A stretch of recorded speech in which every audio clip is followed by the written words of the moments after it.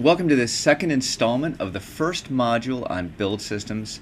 Totally psyched to show you the robocode-pmj-dacruzer package, which is built using the build framework that we're going to be using in this class. Once you get done with this, you'll have a better understanding of how Ant systems in general work, as well as the specific framework that we'll be using for this class. So in particular, what I want to do is give you a quick sense of how to install Ant 1.8.2, although I won't go through every single step involved with that. Then we'll download the sample robocode system. We'll see what happens when we invoke Ant and how that results in the downloading and installation of Ivy, and then the use of Ivy to download and install the other libraries that we need, ending up with compiling the robocode-pmj-dacruzer file. And then we'll play around just a tiny bit with Ant to see some of the other tools that we can invoke using our sample build framework. And then finally, we'll bring up Eclipse and import the project and just kind of get a sense for how that all looks. Okay, so let's get started. Let's get out of PowerPoint, which is always good. And the first thing you want to do is go to ant.apache.org, and we'll want to download Apache Ant 1.8.2. So you'll go here, and the first thing is that some of you, if you're experienced with Unix, you might be saying to yourself already, forget this, I'm going to use my favorite package manager. I don't need to download and install things manually. Okay, I'd like to ask you to only do that if you are extremely confident that your package manager is going to download the same version of Ant that we need to use for this class and install it in the same way that we need it to be installed for this class, okay, including definition of all the environment variables. Okay, if you cannot tell for sure that your package manager is going to do that, then I would recommend that you take the 45 seconds required to install it manually. Okay, because down the road there can be lots of problems that result from an incorrectly installed Ant or the wrong version of Ant, and the grief is yours. Okay, it'll be a little bit of grief for me as I try to debug your crazy problem and eventually realize that you don't have Ant installed correctly, but my grief will be nothing compared to your grief. Okay, so basic idea is download Ant 1.8.2. If you're on a Unix system, I recommend the tar.g zip file because that will preserve directory permissions. If you're on a Windows environment, then you can download the zip file because, permissions, what's permissions when it's a Windows environment? Okay? I'm not going to actually do that because I've already done that. What I do is I install all my packages in Johnson, my Java packages in Johnson Java. Now the second thing I want to really request that all of you take care of is to install Ant in a directory path without spaces. Okay, this is so important. I've talked about it before. I'm going to really emphasize it now because Ant is not happy when it's installed in the programs and files directory, or whatever those other crazy directories in Windows are that have spaces as part of the actual directory name. Just, cataclysmic error on the part of Microsoft.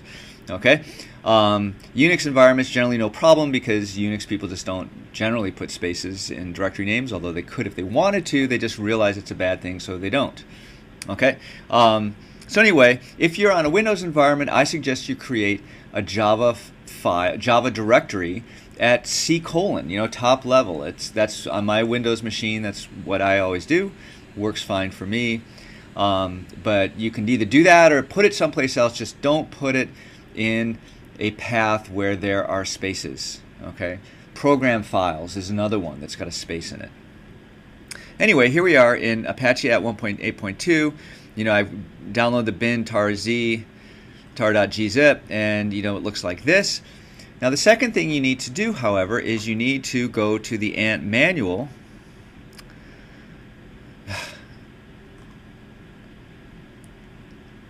and I really have no idea why this didn't work. I'm sorry, maybe I clicked the wrong link. Go to the Ant manual under documentation. This is the one I want. And you need to go to the section called installing Apache Ant, okay?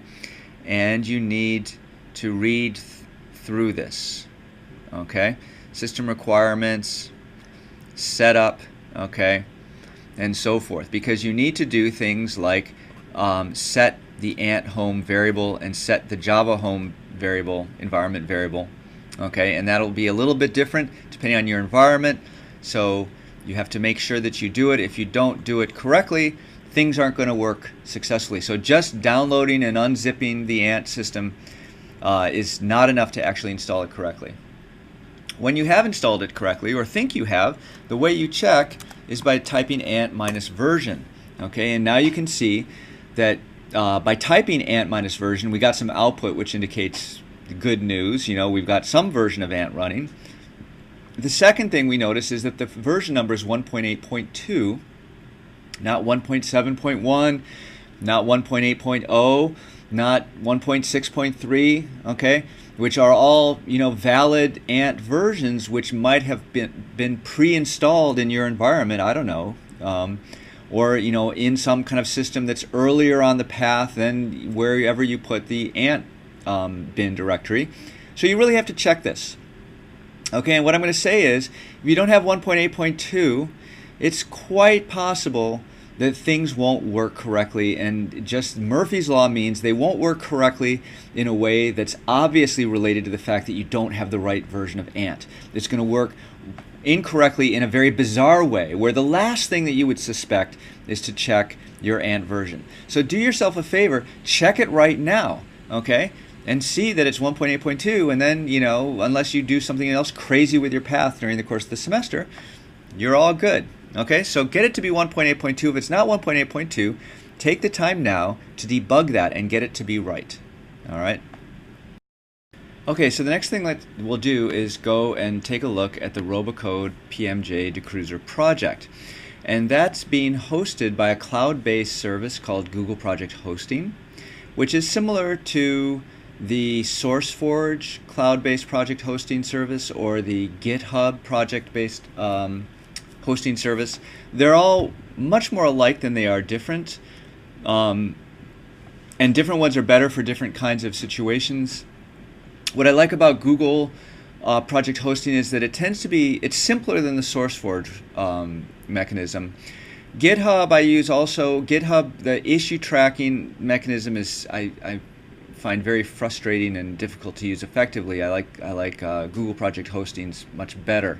So we're gonna use Google Project Hosting for this semester, but the good news is once you've learned one cloud-based project hosting service, you can use any of them within 15 minutes. So it's a very transferable skill.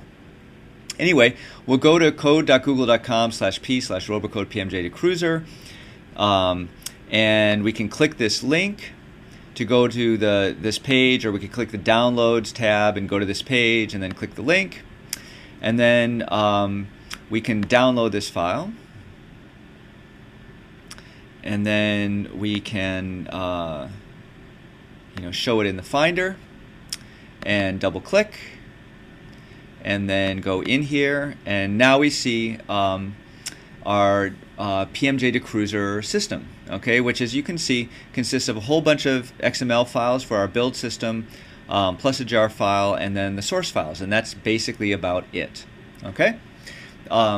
So given that, what we can now do is we can go back to the terminal, and let's go to that downloads directory, and go robocode PMJ-dacruzer, I think it's 1639. What did I do? Oh, shoots. CD, okay. And here we are in that directory with all those build files. And the first thing we're going to do is just type ant. And when we type ant, here's what's going to happen. Okay. First thing the build system is going to do is going to see if you've got Ivy, the dependency manager, installed yet, and if you haven't, it's going to download that, and it actually did that so fast that we didn't really see it.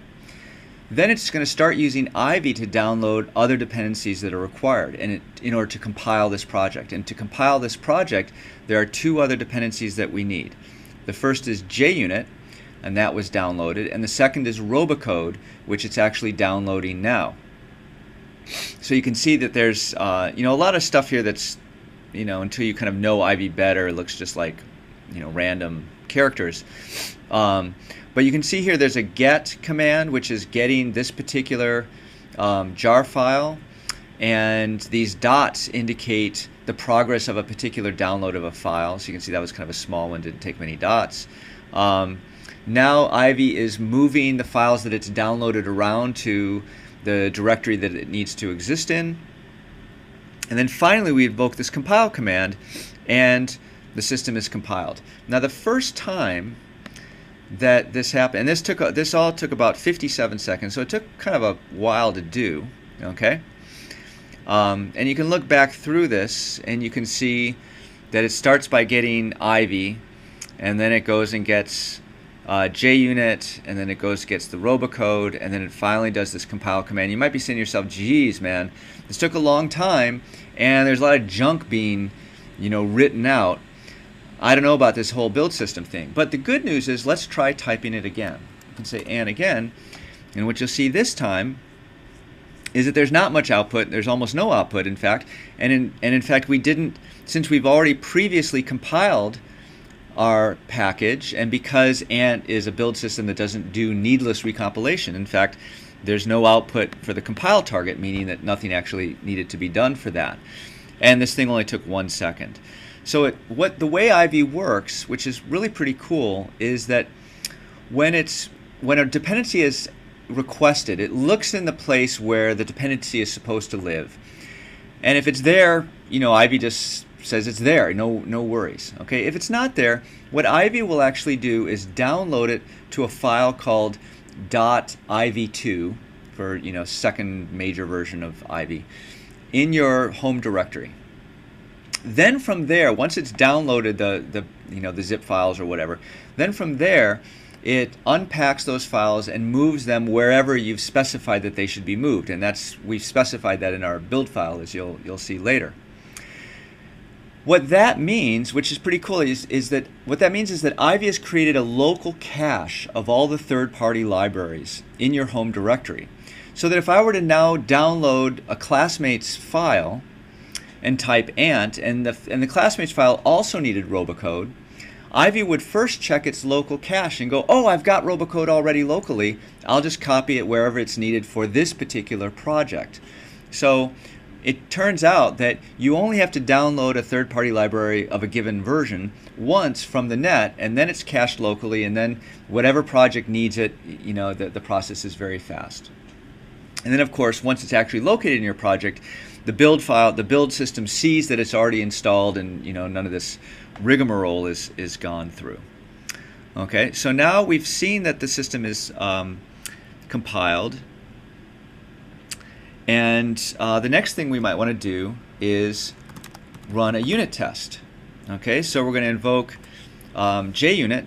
We're going to invoke one of our specialized build files called junit.build.xml.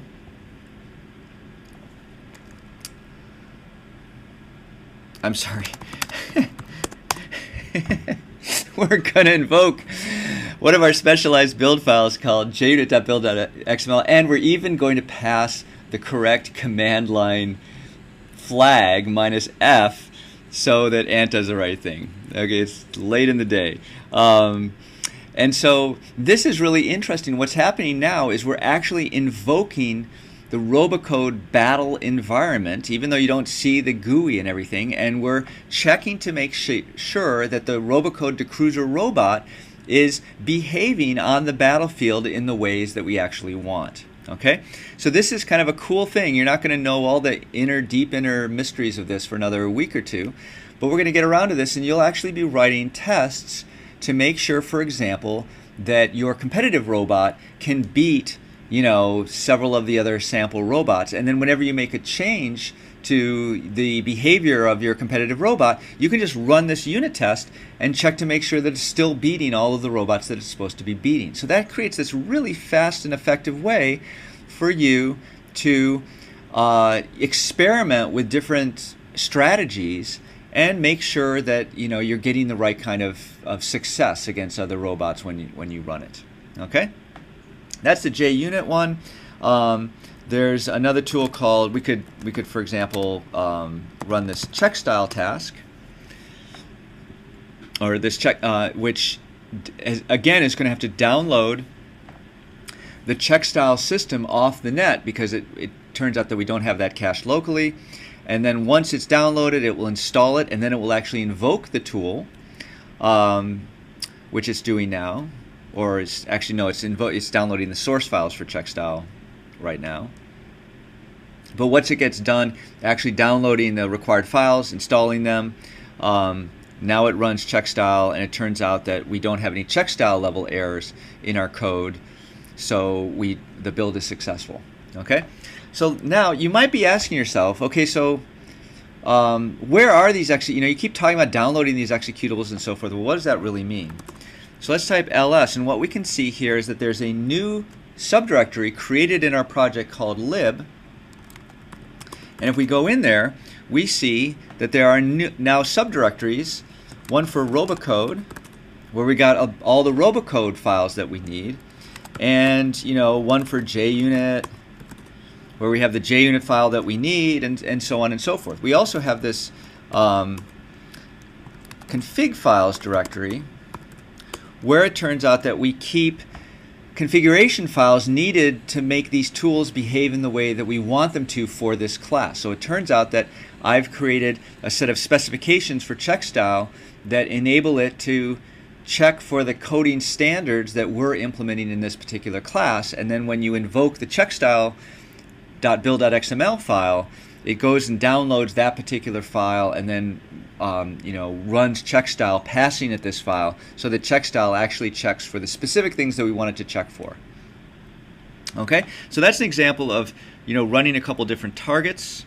The last thing, another one that I think is interesting to show you is, remember we went here and we downloaded this distribution of the system.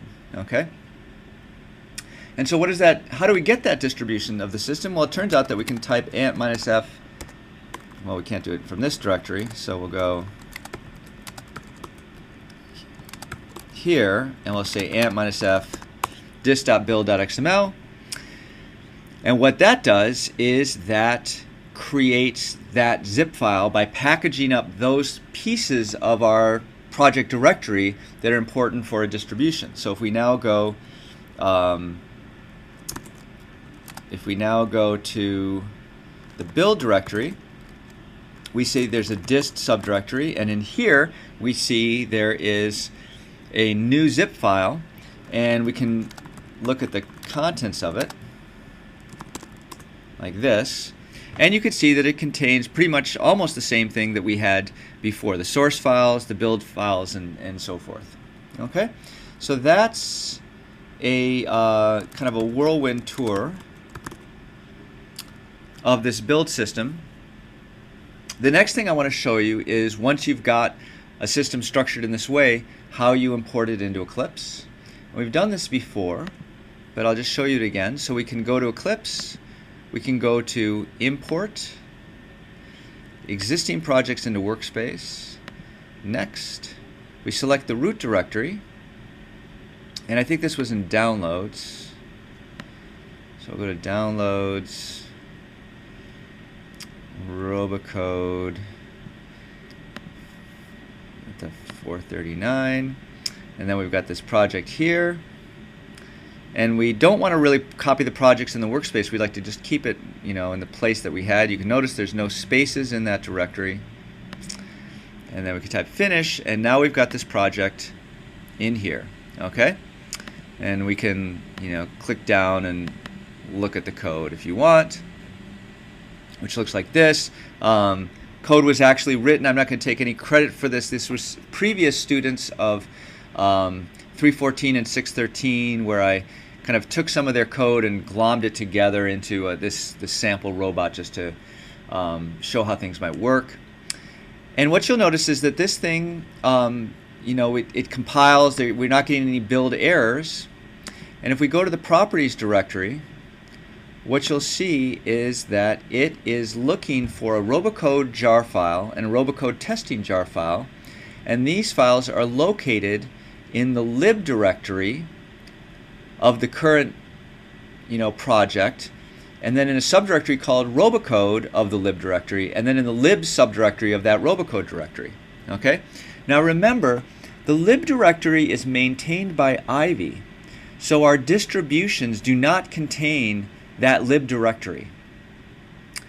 And the implication of that is that if you just download this project, robocode-pmj-dacruzer, from the net, and you unzip it, and you immediately try to import it into Eclipse, you're going to get build errors because it's going to look for jar files in a library, in a lib directory that does not yet exist.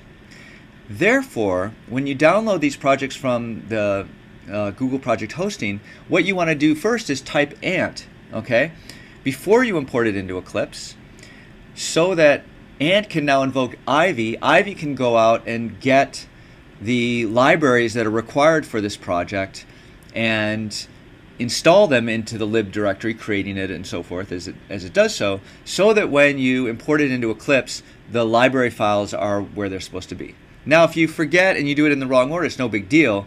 You just realize, oh, the thing doesn't build. Oh, shoot, so I forgot to invoke ant. So you go back out to the shell, type ant, let Ivy download all this stuff, and then you go back and you just do a refresh or a rebuild of the project, and then it's fine. Okay, so it's not a big deal about the order, but just to recognize that we've kind of introduced this dependency of the build system. Okay, now you might be asking yourself, why are we using this silly Ivy thing anyway? Why don't we just kind of fill up our lib directory with all of the libraries that we need, all these jar files? We'll just dump them in there and then pass that around in our distribution and everything will work fine. And it does turn out that some projects do manage things that way, but it turns out that there's a number of problems with that approach. The first problem with that approach is that if you go back, and we can illustrate this really simply by looking at all these build.xml. We've got a emma.build.xml, we've got a find bugs, we've got a Jacoco, we've got a Java NCS. We've got all these different tools. It turns out that all of those tools all require their own library files. Okay? But it's, not every developer necessarily wants to run Java NCSS on their system. Okay? But if we are going to, just include all these library files with every, within the library directory directly, we're going to have this very bloated directory with a lot of code in it that not everyone is going to want to have. So there's kind of a code bloat problem. The second problem is that, and whereas in the case of Ivy, what happens is we download the tool from the web the first time we invoke this build file that is actually asking for it. So it's kind of a just-in-time kind of situation. The next thing that Ivy provides is that if we look at the build, any one of these build files, what we do is we specify the version of the library that we need up here, and then Ivy is going to use that information to go off and get the correct version. And so version, and then the dependency management is kind of a transitive process. So robocode 1.7.3.2 might depend upon some other library, code size or Pico, blah, blah, blah. Okay, and it will go off and download the relevant versions of these other files as well. So it turns out that by just changing that one line, we can make a fairly dramatic impact upon the set of files that should be present in the lib directory. Okay? And if you start thinking about the implications of trying to manage all that yourself, and even maybe sometimes wanting to make sure, just by changing one line that your system is compatible in two different versions of a given library, things start to get very, very complicated and difficult to manage very quickly. So it actually turns out that even though it creates this one little extra step of having to invoke ant to kind of build the functional version of your system after you download it. The savings are that the system that you download is much, much smaller and doesn't have all this other library stuff coming along with it.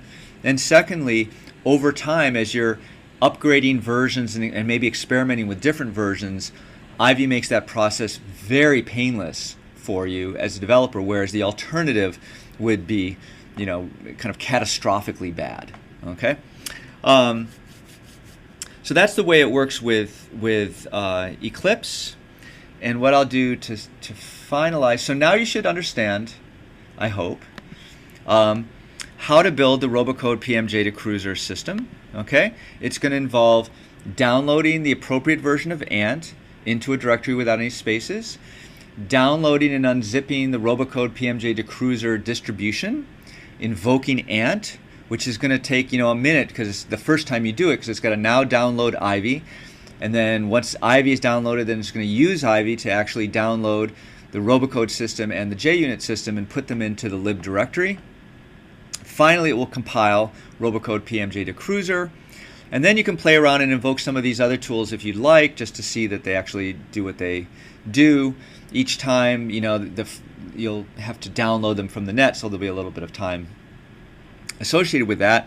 And then finally, import the robocode-pmj-dacruzer system into Eclipse and see that, you know, everything shows up the way it does. It can compile and so forth. And you can even play around if you want, trying to run the unit test or looking at that code. You might find it kind of interesting.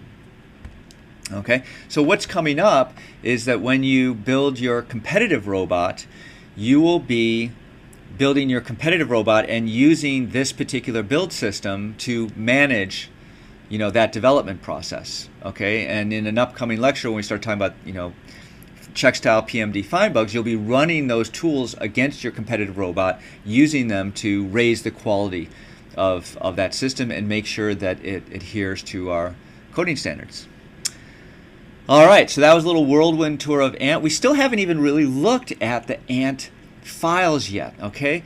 And I've decided that for right now, for now, you can actually just view Ant as a black box. That's all I want you to be able to do, is just be able to invoke Ant and have it magically go off and do the right things.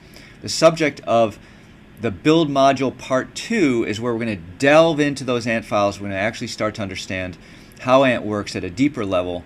You'll start doing some Ant katas to write a little bit of Ant code, get familiar with it that way, and you're going to be a build system wizard by the end of this. So good luck, and I'll see you soon.